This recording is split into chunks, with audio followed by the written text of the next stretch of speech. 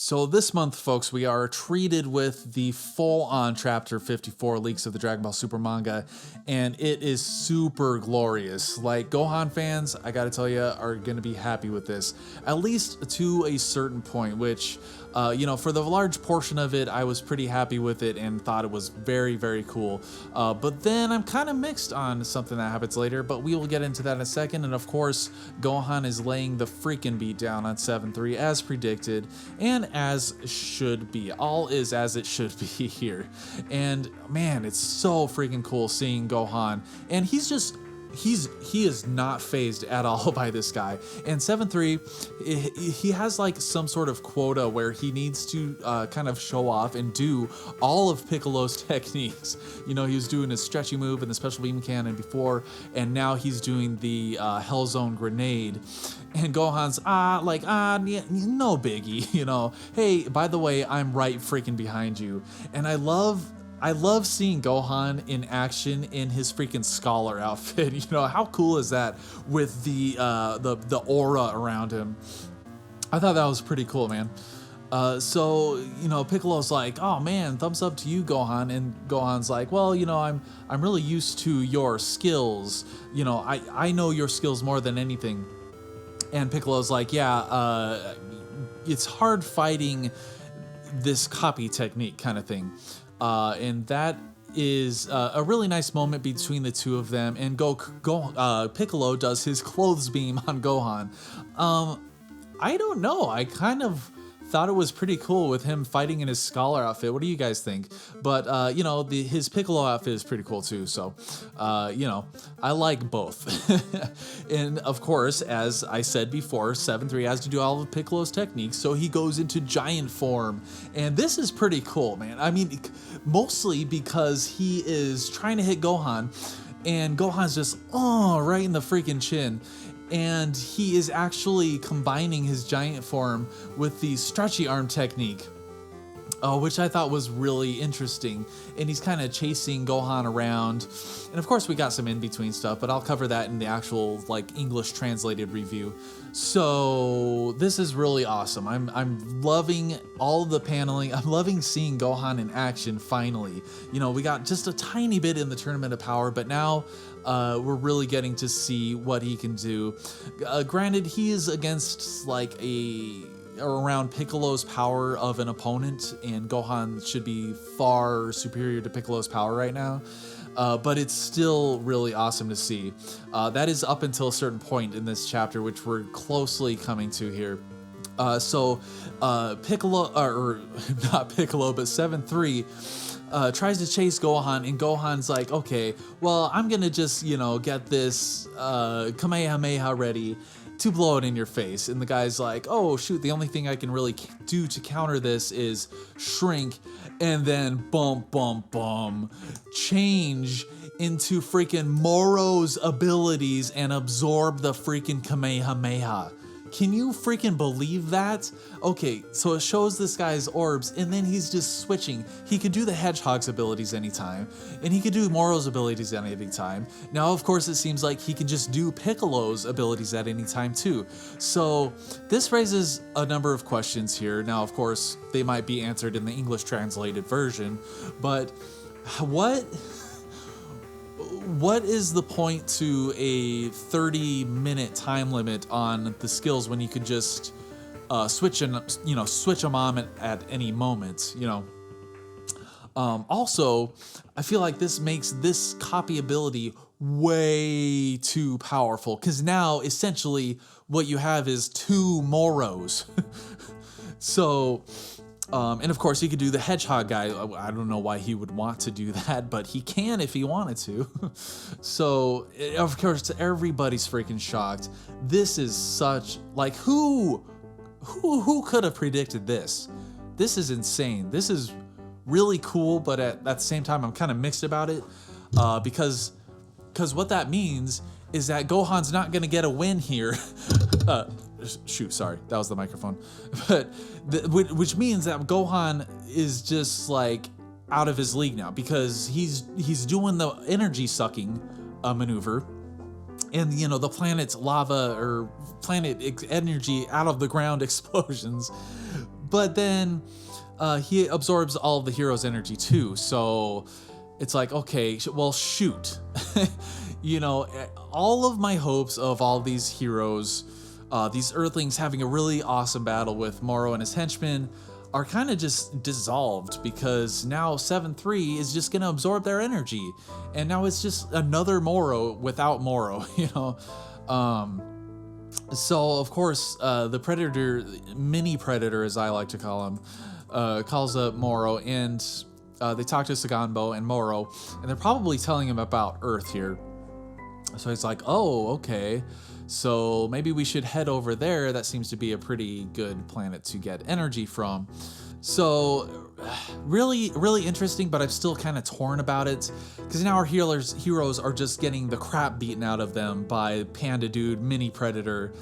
How much would you guys love if Gohan just beat the crap out of 7-3 and then won and just beat him? So I don't know. I'm still kind of torn about that. So here our heroes are all getting beaten up, and Mini Predator kind of is beating Piccolo a little bit. And Piccolo said, you know, it's fine here, even if we fall here. And this is my translation of this part. Piccolo's like, even if we fall here, Goku is, you know, and Vegeta are still there, so they're gonna come and, you know, wipe the floor with you eventually because they're just far more superior. But like Piccolo, with this 7-3 guy's Moro copy, that begs the question again, like, how are they gonna get past Moro's energy stealing ability, and how are they gonna get past now 7-3's energy stealing abilities? So they're kind of in a major conundrum here, and I'm wondering how they're gonna get themselves out of it. So we cut to Moro and Saganbo, and basically what Moro is saying, from what I gather, is that if they wait a little bit longer, there will be a much higher energy.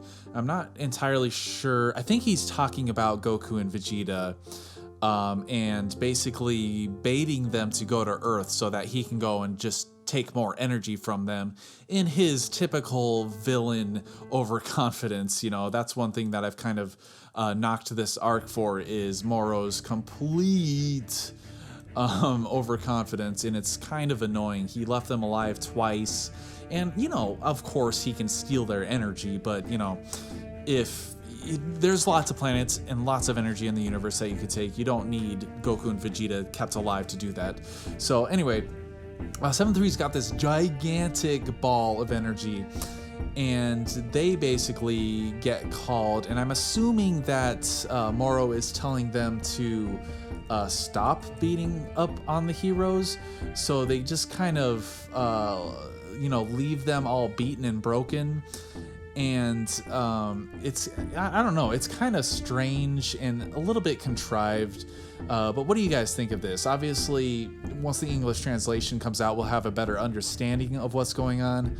But it's just, man, I mean, it's like, oh, we're getting so pumped and so excited for this awesome fight on Earth with Moro's henchmen and the Earthlings.